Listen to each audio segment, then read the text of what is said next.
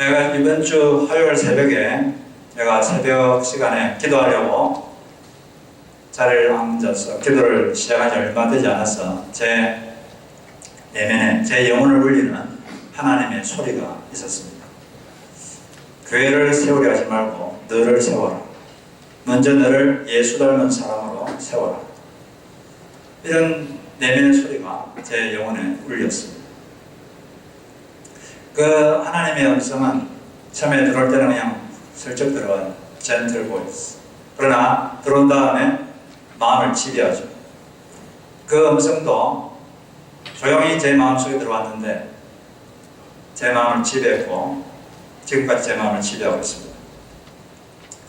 그래서 교회를 세우려 하지 말고 너를 세워라. 너 자신을 예수 닮은 사람으로 세우는 것. 이것이 먼저 돼야 되고 이것이 중요하다. 이런 말씀하십니다. 그러니까 제 개인의 믿으면 저의 성품을 예수 닮은 사람으로 세우는 이게 먼저라는 거죠. 교회를 세우는 것도 중요하고 교회가 성장하는 것도 중요한데 더 중요한 게 있다는 말씀이었습니다. 제 품성이 예수를 닮고 제 성품이 예수를 닮는 것, 예수 그리스도 하나님 앞에서 이렇게 제대로 살아가는 것, 이것이 더 우선이 된다는 그런 말씀이었습니다.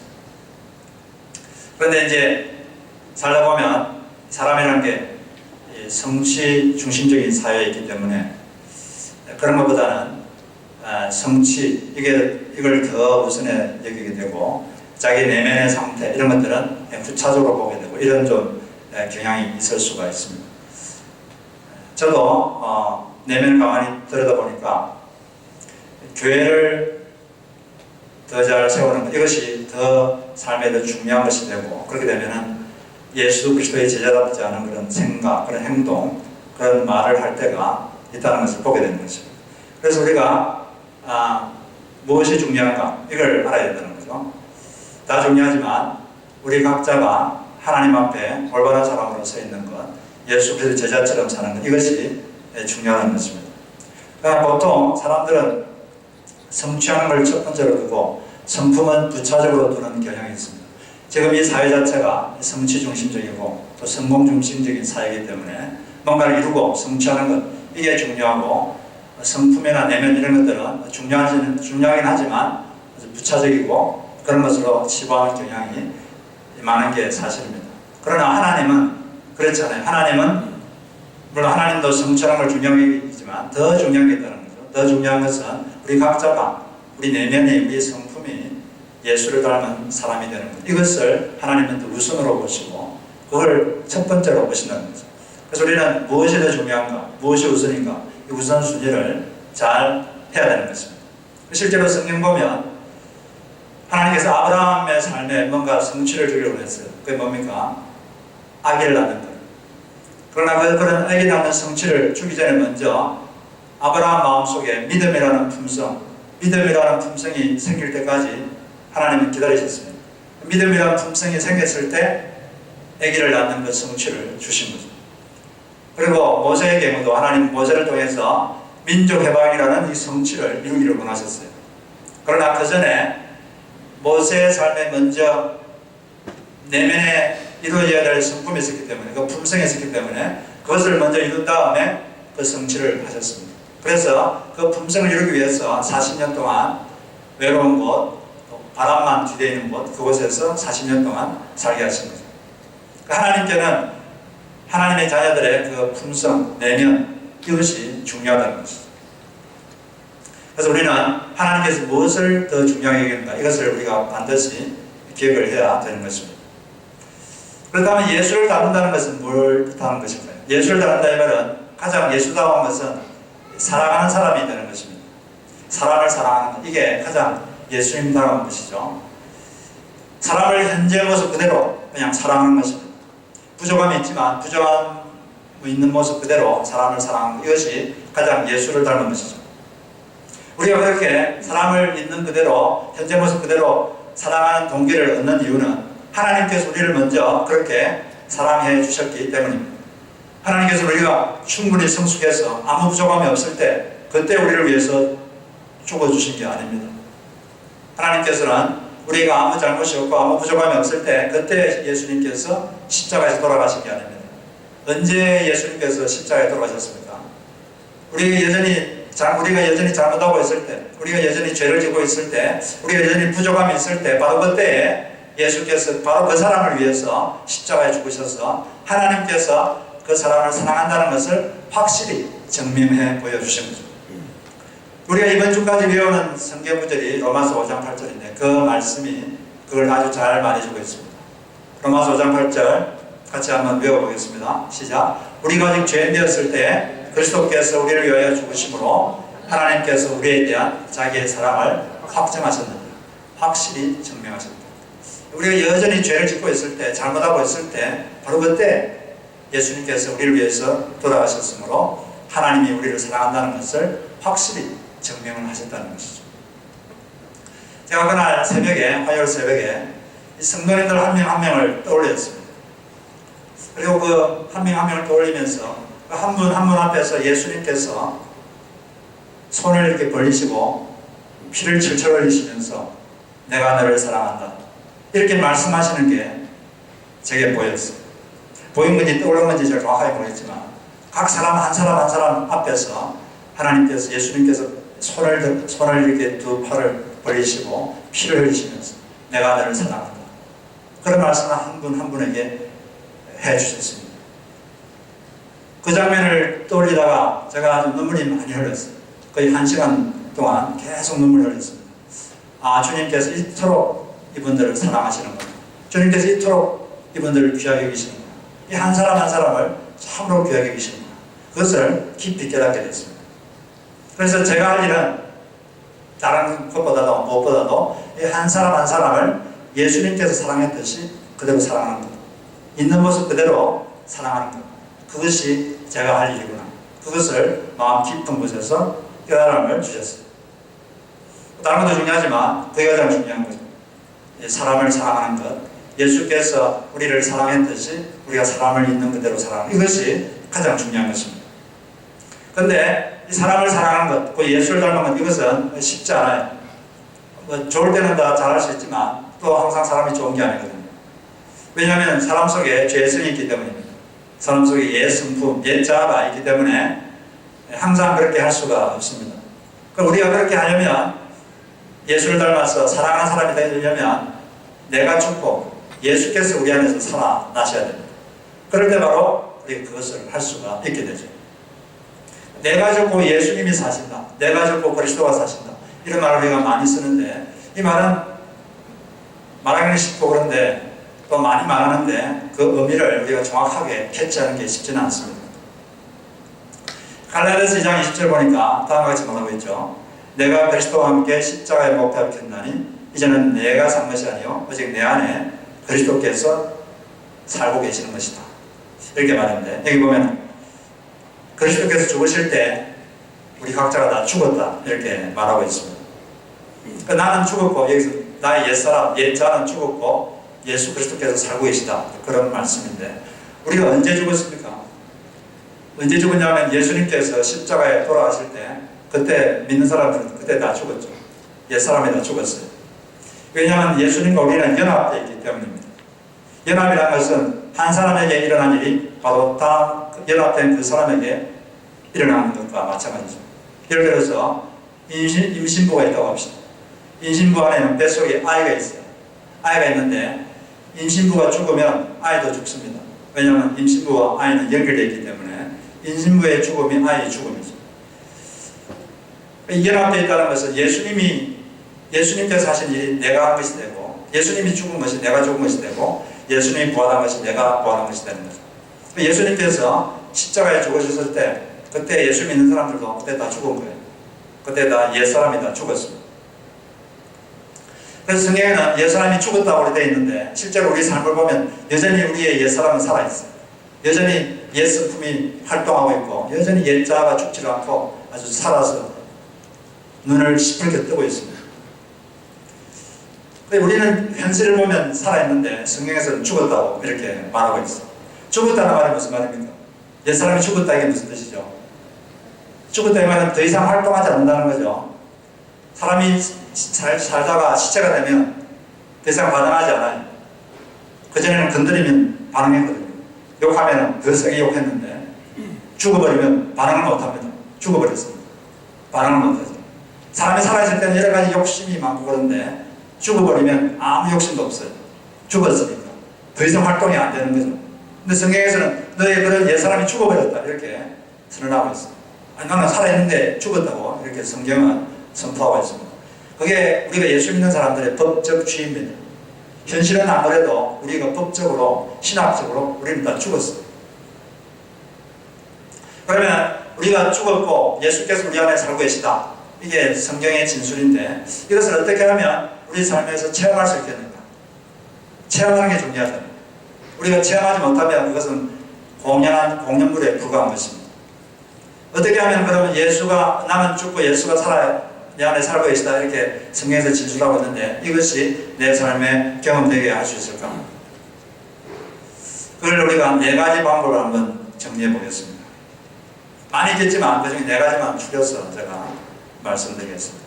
먼저 첫째는 자신이 이미 죽었다는 성경의 진술을 믿어야 됩니다. 여기 갈라디아서에 있을 거니까 나는 그리스도와 함께 십자가에 죽었다 이렇게 되어 있잖아요. 예수 믿는 사람들은 예수님이 죽을 때 다 죽었어요. 여러분의 옛사람은 다 죽었고 활동하지 않습니다. 그게 우리의 법적인 지위죠.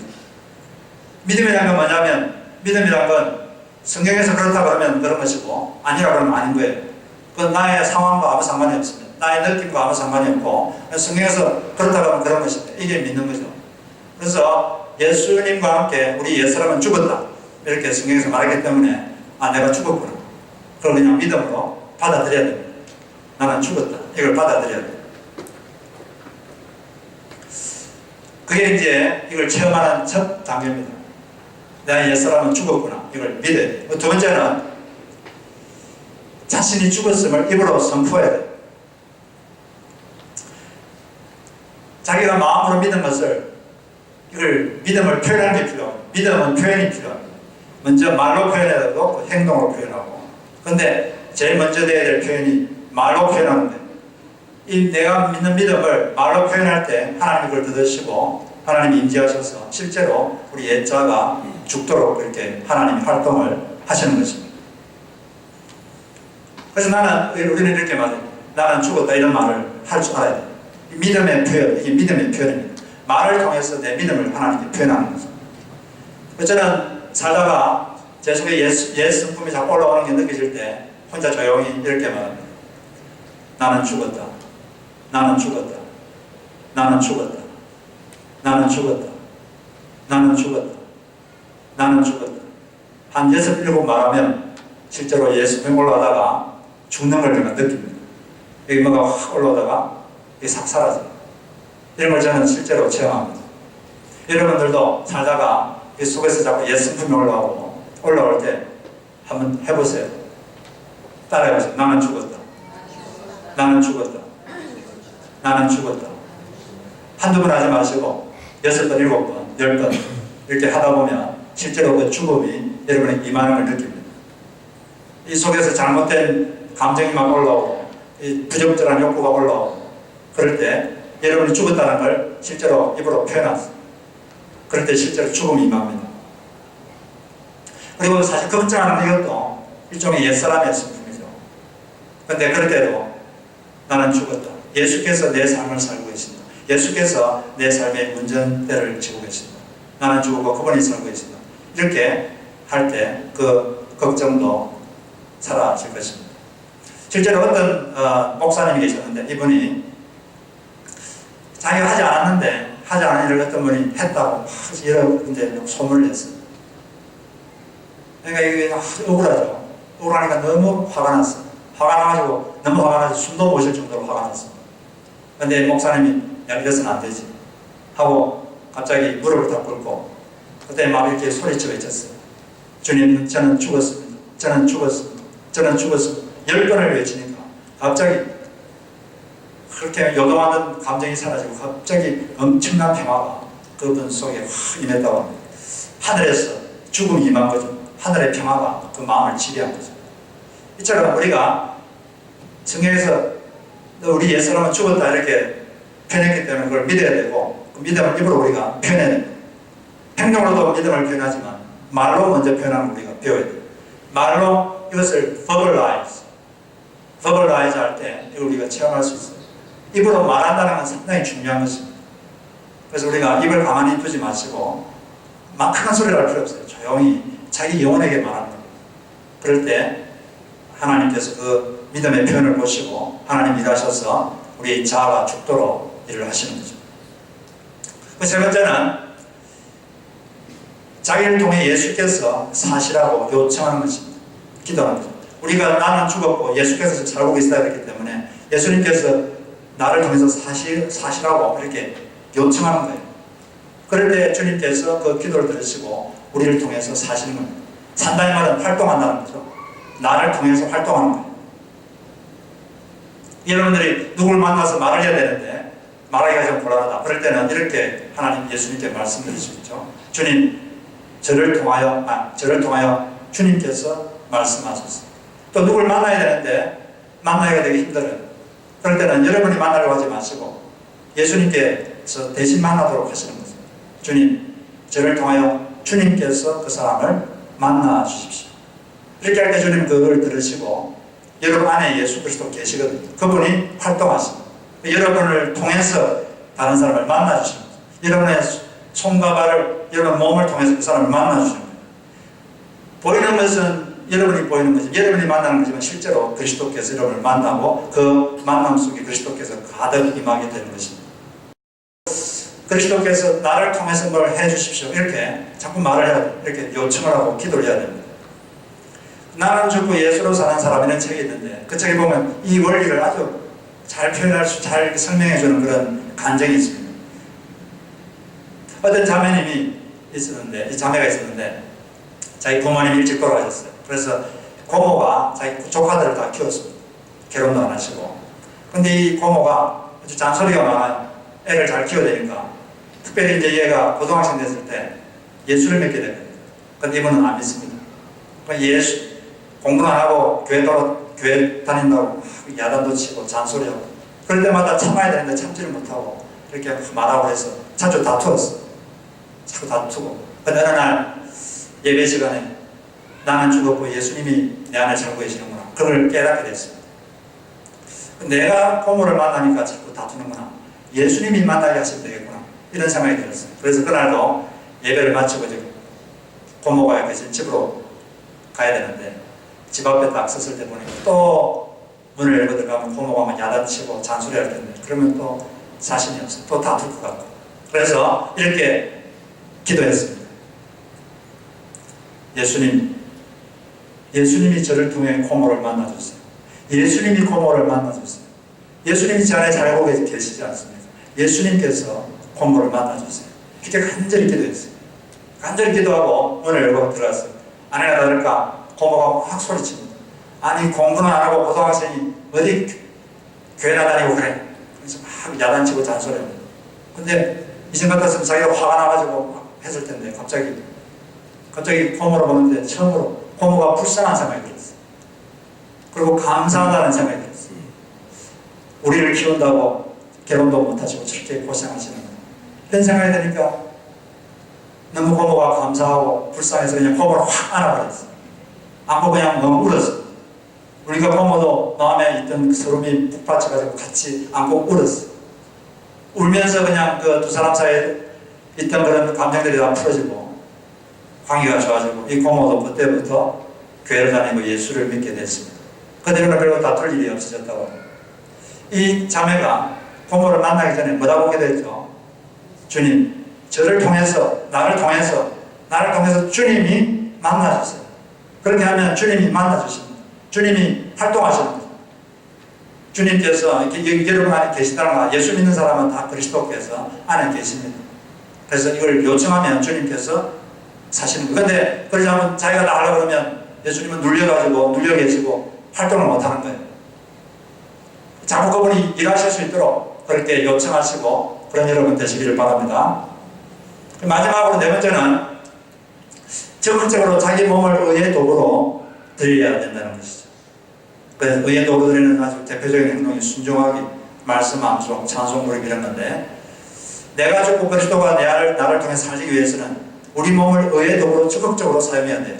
로마서 6장 12절 13절 보면 몸의 사용에 순종하지 말고 너의 지체를 의의 무기로 하나님께 드리라.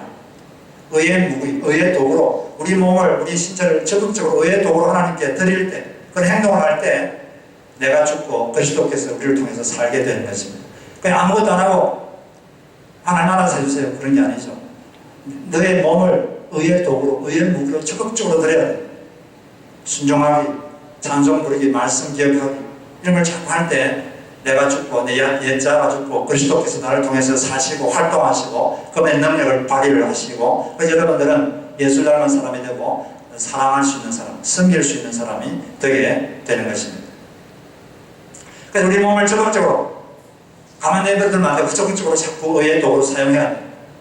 대표적인 게 순종하기. 평소에 내가 이걸 해야 되겠다고 있으면 내가 그걸 순종할 때, 행동할 때 그리스도께서 여러분을 통해서 살게 됩니다. 활동하게 되는 거죠. 그리고 또 그리스도는 말씀입니다. 말씀을 자꾸 기억하고 감정이 요동칠 때 말씀을 기억하고 암송할 때 그때 말씀이 그리스도이기 때문에 말씀을 통해서 그리스도께서 일을 하시는 거예요. 그 말씀이 그리스도가 여러분 속에서 막 일을 하십니다. 활동하시고, 그리고 우리 옛자를 죽이고 그리스도께서 사시는 거죠. 그리고 또 옛자가 막 요동칠 때 그때 찬송을 불러야 돼요. 사람이 기도도 잘 안 될 때가 있습니다. 기도가 안 될 때는 찬송을 불러야 돼요. 마르틴 루터가 이런 말을 했어요. 기도할 수 없을 때 나는 항상 찬송을 부른다. 이 마르틴 루터가 얼마나 힘든 삶을 살았습니다. 혼자서 그 엄청난 교황의 세력에 저항해서 종교개혁을 했는데 죽음의 공포가 밀려올 때가 많았거든요. 그러다 보면 사람이 너무 눌리면 기도도 잘 안 돼요. 그래서 자기가 기도할 수 없을 때 나는 찬송을 부른다. 항상 찬송을 부른다. 이번엔 찬송하도 짓고 막 그랬습니다. 찬송으로 승리했죠. 다윗도 마찬가지예요. 다윗도 시편 57편 6절 7절 보니까 그들이 내 걸음을 막으려고 그물을 준비하였으니 내 영혼이 억울하도다. 하나님이여, 내 마음이 확정되었고 내 마음이 확정되어서 내가 노래하고 내가 찬송하리이다. 사람들이 부당하게 자기를 죽이려고 그물을 놓고 모함하고 얼마나 억울하겠어요. 그런 상황에서도 나는 하나님을 찬송하고 나는 노래하겠습니다. 그래서 이 다윗은 외로운 들녘에서 바람만 뒤대이는 그런 들판에서 늘 하나님을 찬양하고 수금치고 비파 튕기면서 하나님을 찬양하고 노래했습니다. 하나님이 그 노래와 찬양을 들으시고 그분을 크게 사용하신 거죠. 우리 시편 42편 11절도 보니까 내 영혼아, 내가 어찌하여 낭망하며 어찌하여 내 속에서 불안해하는가. 너는 하나님께 소망을 두라, 희망을 걸라. 나는 그가 나타나 도우심으로 말미암아 내 하나님을 여전히 찬송하리로다. 한 번 더 찬송하리로다. 여전히 계속 찬송하리로다. 이렇게 여러분의 지체를 적극적으로 의의 도구를 자꾸 사용할 때 여러분이 죽고 예수께서 살게 되는 것입니다. 내가 죽고 예수가 살았다는 이 진리가 그때 체험되는 거예요. 경험되고. 어떤 한국인 유학생이 있었는데 미국에 유학 와가지고 어떤 뷔페 식당에 취직을 했습니다. 웨이트를 했습니다. 토요일은 사람들이 아주 많이 와서 인사인회였습니다. 너무 많아서 식당을 7구역으로 나눠서 7명의 웨이트가 설명을 했어요. 근데 그날 저녁 이 학생한테는 25명의 단체 손님이 할당됐습니다. 한 두세 시간 동안 그들이 있기 때문에 다른 손님을 받을 수가 없어요. 그때가 1시간에 $3 받고 했는데, 그래서 나머지는 팁으로 다 충당해야 됩니다. 팁을 잘 받으면 좋은데 그렇지 않으면 그러나 돈을 못 벌죠. 그래서 최선을 다해서 열심히 서빙을 했습니다. 만찬이 다 끝나고 대표가 와가지고 최고의 손님이었습니다. 그리고 팁을 줬는데 $2를 줬습니다. 그 정도 손님이면 보통 한 $40, $50 정도 주는 게 정상인데 너무 충격적인 액수였어요. 그래서 그냥 괜찮다고 하고 돌려줬습니다. 너무 마음이 허무해졌어요. 허무한 마음으로 엄청난 음식물 쓰레기들을 버리고 접시들을 정리했습니다. 속에서 치욕스러운 마음이 들었어요. 그리고 원망하는 마음이 하늘 끝까지 치솟아 올랐어요.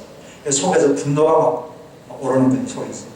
그런데 이분은 청소를 하면서 습관대로 감사에 대한 찬송을 불렀습니다. 그냥 습관대로 그냥 찬송을 불렀어요. 근데 감사에 대한 찬송을 부르고 있는데 갑자기 자기 생각이 바뀌는 걸 느꼈습니다. 찬송을 그냥 습관대로 부르고 있는데 속에서 내가 참 감사한 게 많구나 이런 생각이 드는 거예요. 생각이 저절로 바뀌는 거죠. 자기 인생에서 감사할 게 참 많다는 생각이 들면서 내가 뭐가 감사한가 이런 생각을 하나씩 해봤어. 가만히 생각해보니까 그 식당에 취직된 게 감사하고 또 유학 와가지고 영어를 많이 해야 되는데 그 식당 직원들이 다 영어 하는 사람들이고 또 원래 유학생은 캠퍼스 밖에서는 일을 못하게 되어 있는데 특별히 국가에서 노동허가증을 내준 것 이런 것들이 참 감사하다 그런 생각이 들면서 생각하니까 그 순간부터 마음에서부터 감사가 막 솟아오르는 거예요. 그래서 혼자서 막 찬양 부르면서 혼자 막 부흥회를 했습니다. 그걸 옆에서 동료 웨이터가 보고 있다가 그걸 매니저한테 말해줬어요. 그래서 매니저가 뒤에서 와서 한참을 보고 있었어요. 한참을 보고 있다가 매니저가 지켜보다가 다가와서 이렇게 말했습니다. 이런 일을 만날 때마다 모든 직원들이 불만을 표현하고 심지어 그만두기까지 하는데 이렇게 밝은 표정으로 일해주어서 고마워요. 이건 제가 개인적으로 당신에게 주는 것입니다. 하고 $100짜리 지폐를 그에게 선물로 줬다고. 그것 때문에 직장 분위기도 좋아지고 기대하지 않았던 선물도 이분이 받았죠.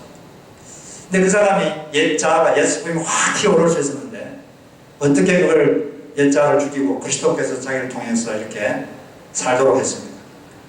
그가 찬양한 거예요. 습관적으로 찬양한 겁니다. 찬양하니까 찬양한 과정에 생각이 바뀌고 감정이 바뀌고 옛자가 죽고 그리스도께서 그를 통해서 나타나서 사랑의 사람, 감사의 사람, 섬김의 사람 이렇게 살 수 있게 되는 것이죠. 저도 요즘 찬송을 많이 부릅니다. 여러분들도 찬송을 많이 부르세요. 자꾸 입을 가만두지 마시고 좀 조용한 소리라도 찬송을 부르시고 그러면 마음에 기쁨이 차오르고 늘 성령께서 여러분 마음속에 운행하십니다. 그리고 그리스도께서 여러분 마음을 늘 치료해요. 마음 현애가 안 되고 마음 현애가 없고 그러면 이렇게 찬송을 부르시고 소리 내면 좋은데 소리가 안 내도 속으로 이렇게 찬송하는 계속 가사를 묵상하면서 불러보세요. 여러분 마음속에 은혜가 확 차오르고 기도가 안 되면 찬송을 부르세요. 마르틴 루터처럼 다윗처럼. 그럴 때 여러분 속에 그리스도께서 강력하게 사실 줄로 믿습니다. 하나님이 바라시는 것은 제일 먼저 바라시는 건 다른 걸 뭔가 이루는 것보다 여러분이 성품이 바뀌고 여러분이 올바로 하나님 앞에 사는 것 이것이 먼저입니다. 즉 사랑의 사람이 되는 거죠. 성김의 사람이 되는 거죠. 그러려면 우리를 죽이고 자아를 죽이고 그리스도께서 우리를 통해 살게 해야 되는데 그러려면 먼저 내가 죽었구나 이걸 믿어야 되고 입으로 표현하고 나는 죽었다고 여러분 선포하세요. 그리고 예수께서 나를 통해서 활동하시도록 기도하시고 그리고 여러분의 지체를 적극적으로 의회도 찬송하고 또 암송하고 이럴 때 자꾸 적극적으로 드릴 때 순종하고 그럴 때 여러분 속에 옛자가 죽고 그리스도께서 활발하게 사실 줄로 믿습니다. 그런 여러분 되시기를 주의 이름으로 축복합니다.